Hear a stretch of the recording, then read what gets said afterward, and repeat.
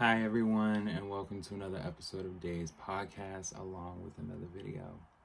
So, I know we had talked about um, pretty much astrology on the surface, where it's just like we're talking about zodiac signs, um, Aries, Taurus, Gemini, Cancer, Leo, Virgo, Libra, Scorpio, Sag, Capricorn, Aquarius, Pisces. We talked about them all, along with the moons that those signs can be placed in.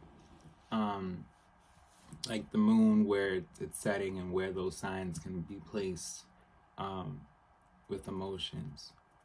And I've hinted a few times that I would talk about what all that means in birth charts, a natal chart. Um, and so today we're going to talk about it. So, understanding the planets and their meanings. Um, let's see here. So, I'm happy you guys have been enjoying the videos, and I don't mind doing more as far as with these type of topics, any type of topic really. And like and subscribe. Thank you for joining, and let's get into it. Um, The stars offer boundless insight, which these days is frequently presented through horoscopes. Our horoscopes can illuminate our daily experiences and help us recognize how the planets' movements, such as Saturn's retrograde, can help us make helpful life changes. But let us take a step back. How does this process of interpreting the locations and motions of the planets even work? What is the definition of a zodiac sign, and how are the signs interpreted, and how are the signs impacted by the planets? So we've talked about signs, we've talked about the moon and where those signs lie, but what does it mean? We're doing it. These questions are fundamental to learning the basics of reading your birth chart, which reveals the location of the planets in the sky at the time of your birth. An analysis of this chart, also called a natal chart, can provide deep insight into your personality, motivations, and desires. Let's take a look at how the chart of astrology and the craft of reading birth charts formed and how you can apply it to your life. So, like I said, it's very important to know, your emotions and just who you are as a person, day to day, how you interact with others, because everyone is different. You can be in a room full of, two Aquariuses, one Leo, and, a Cancer, a Virgo, and, another Gemini, but then also you got a Sag. And that's a lot going on. And then don't let the boss not be a Capricorn if they are. And then, if they are also possibly a Libra. You never know. So it's just, you never know. All I can say is this. The way that, we all interact really defines our destiny after a while, because you're kind of like, well, if I didn't make this decision or if I didn't act this certain way, then maybe this wouldn't have happened. It all comes together. So it's very important to kind of know how you are and how you move and how you can be able to be just a good person. Like, you don't have to be bad. You don't have to be bad. So what does astrology have to do with the stars? Humans have stargazed since the dawn of time. Over thousands of years, our prehistoric ancestors tracked awesome phenomena such as powerful eclipses and short-range comets, as well as frequent, patterns that also happen too. Distinctive twinkling star clusters were deemed constellations, while fixed celestial bodies were identified as planets. Underneath the calm of velvety night sky, the moon, Mercury, Venus, Mars, Jupiter, and Saturn, known as the classical planets, were discovered. And, for centuries, astrology was at the heart of science, medicine, philosophy, and magic. It's been around forever. The advent of the telescope and the corresponding discovery of the so-called modern planets, Uranus, Neptune, and Pluto, completed the celestial puzzle. So it what do the planets symbolize? Um, though astrology is vast, complex, and highly specialized study, the core principles are straightforward. A birth chart is a snapshot of the sky at the moment of your birth. You can calculate, yours whenever. Um, it reveals the precise location of each of the planets and which constellation they occupied as you entered the world.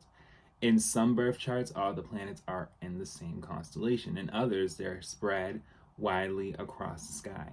The distance between these planets is important since each has its own celestial function. Let's take a look at each one. So, the sun. Let's start with the sun. When someone asks you what your sign is, whether or not they know it, they're asking about the position of the sun at your moment of birth. Mm-hmm. Uh, the sun symbolizes our fundamental essence. This vibrant celestial body represents our ego, sense of self, basic personality, and general preferences. So yeah, when someone's saying, "What's your sign?" Was you born in the fall? Was you born in the spring, the summer, the winter? Like, when were you born? But that particular sign lets you know. The sun governs the zodiac sign of Leo. Um, it takes approximately 1 month to transit or move across a zodiac sign. Mm-hmm. So yeah, every month there's a new sign. We know this, but it's like in between, going from 1 month into another. That's how they get you. Like 3 weeks into another month, we're still in one sign but going into another. It's like, oh, okay. But yeah, the moon. So we know that the sun is with Leo specifically, but our sun is when we were, our sign at that time. The moon's gravitational pull regulates the climate and oceanic tides. Within astrology, the moon represents our emotional inner world, while the sun exposes our outer experience. So, Leo, they're going to make sure you bring out yourself, even if you don't want to. The moon symbolizes everything beneath the surface. It represents the spiritual retreat of our most private selves. It governs the zodiac Cancer, which I've talked about. So yeah, like I've said in their own individual videos, Cancer is moon, Leo is sun. But the odd thing is, Cancer comes before Leo. So of course, the night before dawn. Okay, before the sun starts to rise. The sensitive, protective water sign that defines nurture, comfort, and security.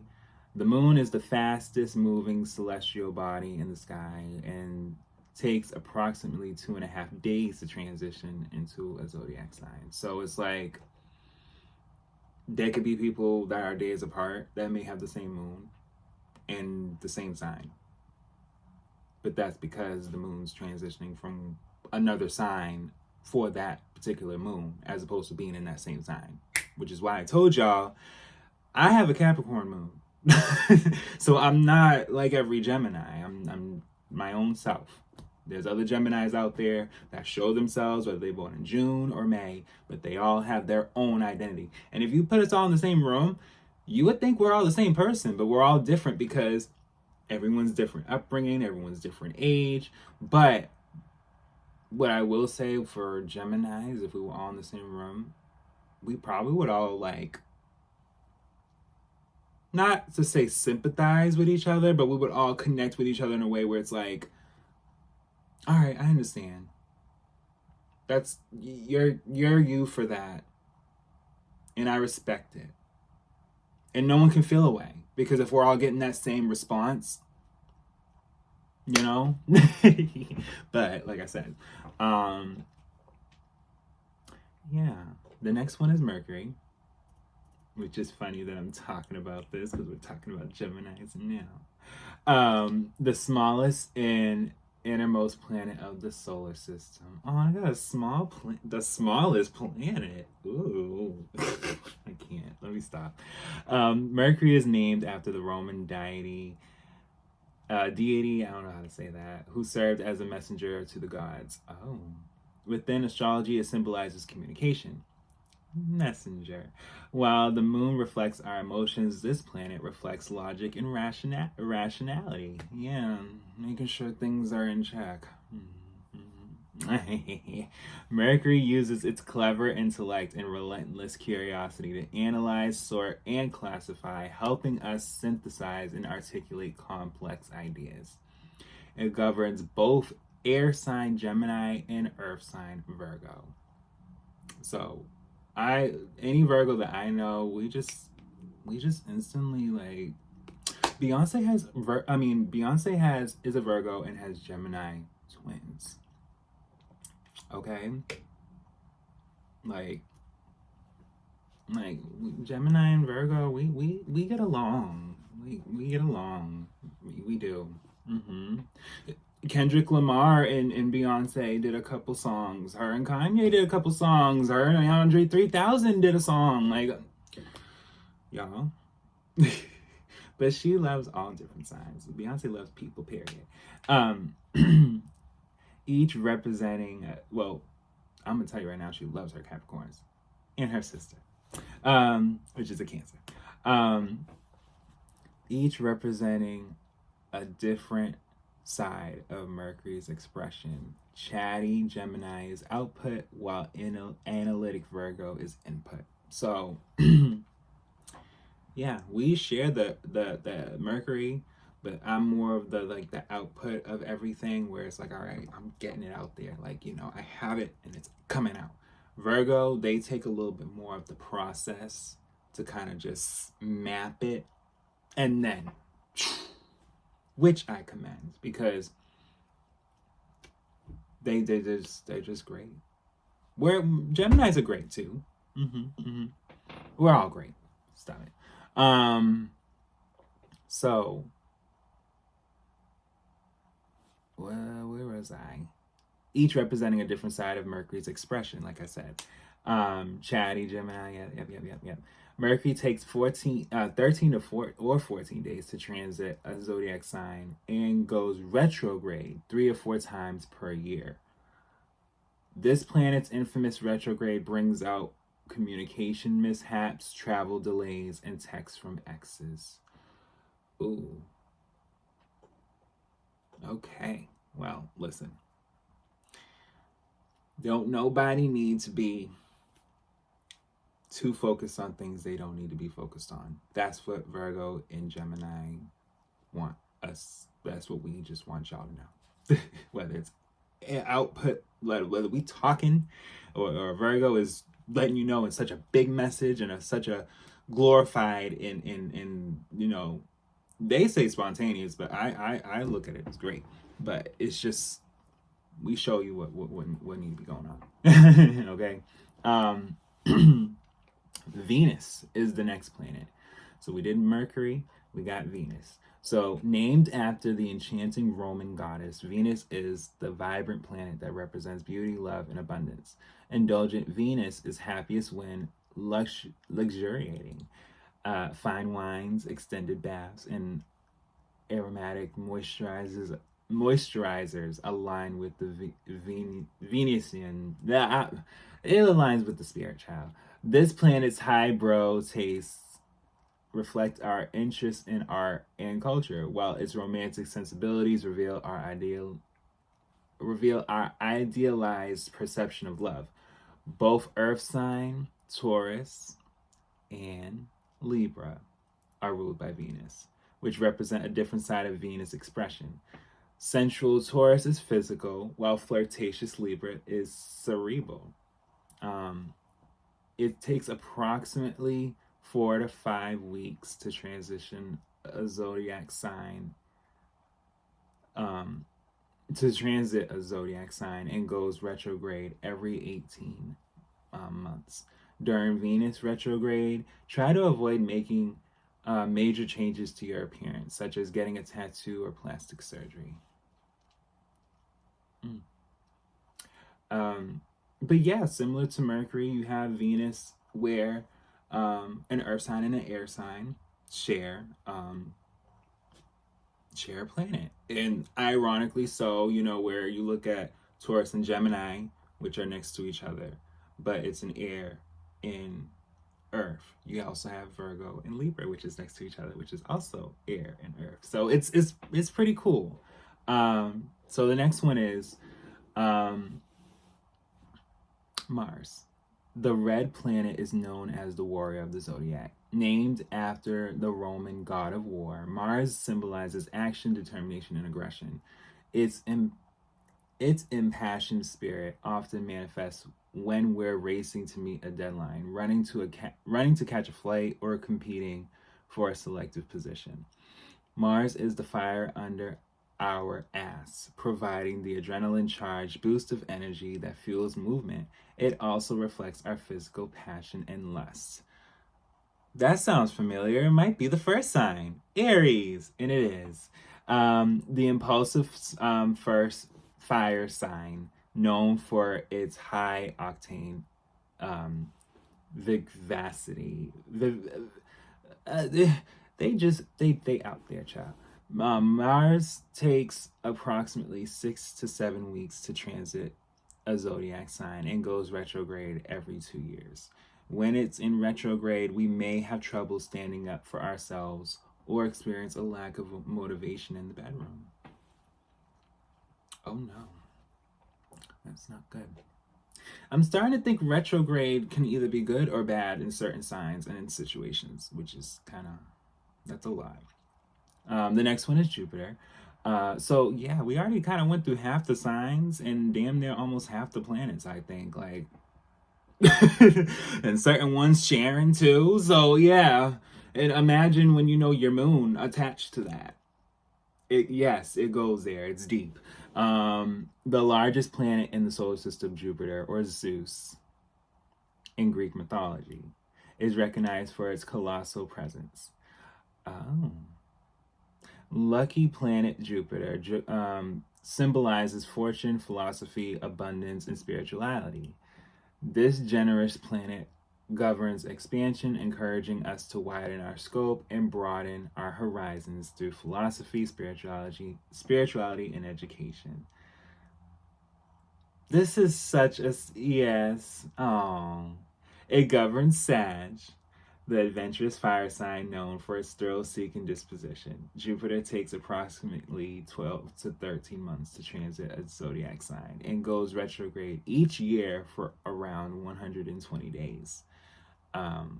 Its retrograde is often a time of philosophy. It's just for a time for growth, pretty much. Just when that's in retrograde, you need to be making sure you're doing what you got to do. Saturn. So the rained gas giant is, yeah, because Saturn's the one that got the little, yeah, okay. Yeah, is associated with time, regulations, and restrictions. On a good day, Saturn symbolizes hard work, professional achievements, and steadfast resilience. On a bad day, however, it can be harsh and unemotional, forcing us to learn through tough love and difficult challenges. Though this planet has an odd way of showing its affections, Saturn does have our best interest in mind. It simply wants us to play by the rules. Saturn governs Capricorn. I'm gonna finish this sentence, and I'm gonna get. You guys already know. Hold on. The um enterprising Earth sign, known for its tireless ambition and takes approximately 2.5 years to transit each sign. It goes retrograde each year for around 140 days. During Saturn retrograde, life may feel more restrictive and we must work harder to launch projects. So, Saturn with Capricorn, right? That's their planet. So with me having a Capricorn moon with a Gemini sun, right? You see where I'm going with this? This is pretty much the analysis of what the characteristics of a Capricorn, like we know, and what I did a separate video for, is in planet form. So in reality, what have I been doing for the last 20 minutes? Have I been laughing too much? No. Because see, some people, they go into whole tangents and just, they take their whole YouTube channel into a whole new level. And, you're after a while, you're listening to them for damn near 2 hours. I've been really sticking to the page. Because I want to give y'all good content. I am not against talking for hours and hours if you guys would like me to. But there's all these different things to talk about. So I want to make sure it's all broken down and in different parts and for different things. So, but this ain't about me. It's about all of us. It's about the planets and why we all have different ones associated to our sign as opposed to the moon that reflects that particular planet. And that's what I'm pretty much trying to say. That my moon reflects Saturn. Even though I have a Mercury state, like my moon is Mercury, but my moon that I was born into was in Capricorn, which reflects Saturn. That it can't get any better than that, right? So it's just like you say to yourself, where are your emotions reflecting what planet, as opposed to your own signature planet? That it would make you smile to know that about you. And maybe I've already probably talked about you by now based off that particular planet, because it's still stemming into the moon in a sense, because if that sign stems, like I said, with that particular moon, then it also reflects that particular planet. All right, let's continue. I don't want to speak too much on the same topic and you guys are kind of lost, so I'm gonna continue. So Uranus is unusual. As Science Museum reports, it's the first planet discovered by a telescope, the only celestial planet named after a Greek thing, and is titled so far on its axis that it essentially orbits the sun on its side. Fittingly, Uranus symbolizes technology, rebellion, and innovation. This revolutionary planet hates the rules and is always eager to facilitate groundbreaking dynamic change. Uranus can have surprising effects. After all, the planet loves shock value. It governs Aquarius, the free-thinking air sign, recognized for its non-conformality and just, this is what I feel. Uranus takes approximately 7 years to transit each sign and goes retrograde each year for 150 days. During the planet's retrograde, we are asked to leave the past behind and continue onward with life. So now, Neptune. Neptune's vivid azure color perfectly complements its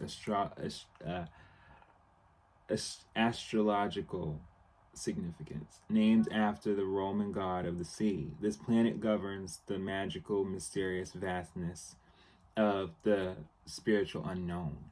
Ooh. When a thick fog rolls across the ocean, it's difficult to discern the separation between the water and the sky. Yeah, so when it's like foggy and you see the water just kind of having waves and stuff, and you don't know whether there's like clouds near that or is this just like constant fog. Okay.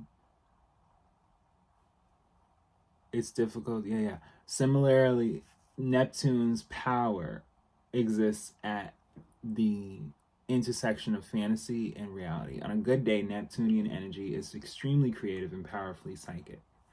On a bad day, however, it can become delusional and escapist. When Neptune's influence is felt, explore your imagination, but remember to throw down an anchor. You never want to get lost at sea. This planet is governed by Pisces. The intuitive water sign recognized for its incredible imagination and psychic powers. The planet takes approximately 14 years to transit each sign and goes retrograde each year for 150 days.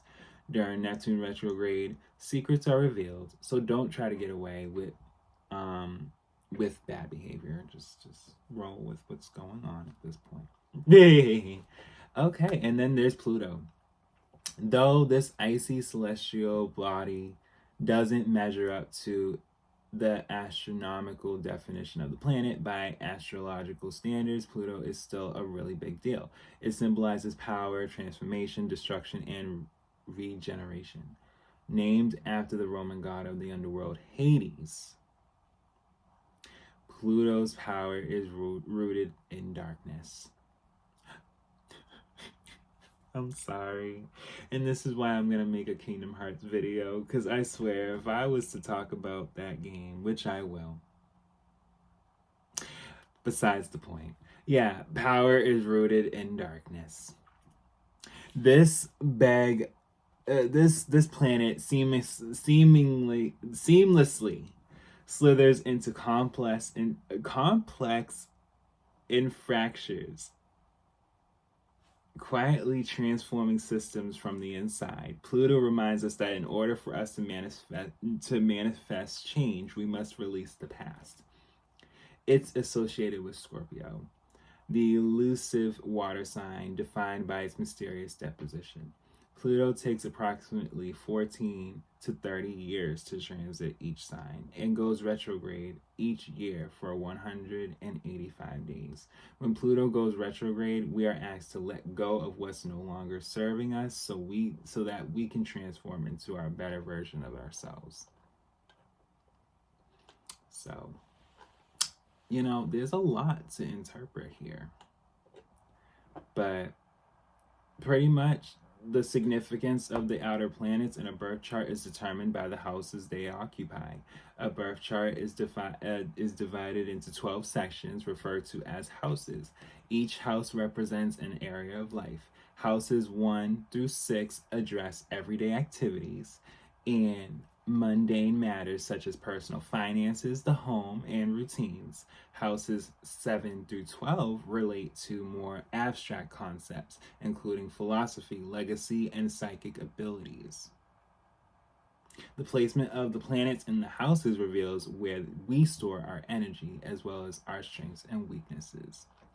So no, I did not want you to wait 25 minutes to just hear that. I felt as though the planets really do align in a way that we all are really here for some type of damn reason. And y'all can't just be acting up outside.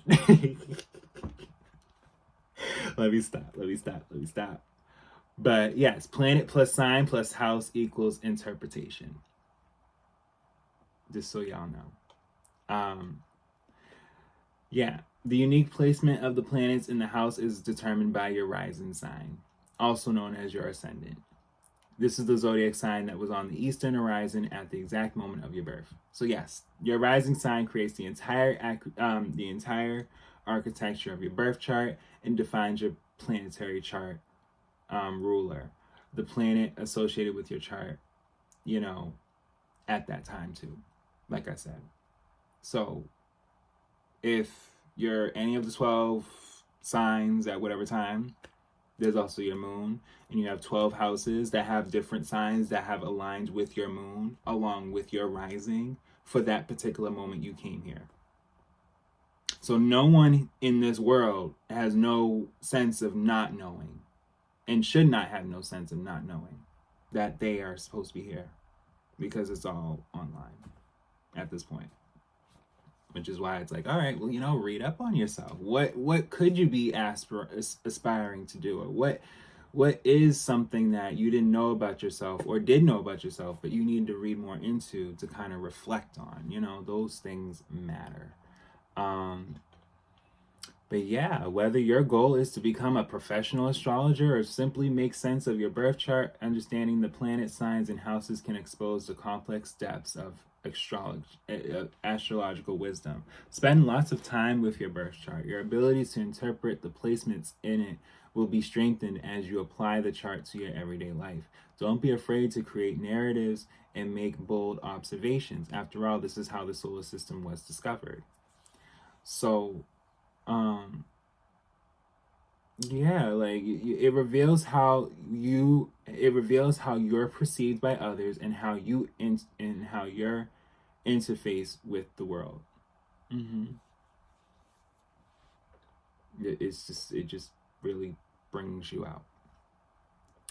But yeah, for instance, if your natal moon is in sensitive Cancer in the seventh house, the house that represents committed partnerships, your emotional happiness may be very connected to your relationships. If your natal Mars is in Virgo in the 11th house, the house related to humanitarianism, you may be motivated to help others in very practical ways. So it's like you could have a Virgo in your 11th house. You could have a Cancer in your 7th house. Or they could be switched. You can have a Cancer in your 11th house and you can have a Virgo in your 7th house. But they all define different things for you. So definitely look into it. I hope you enjoyed this video and episode, and I will be back with more.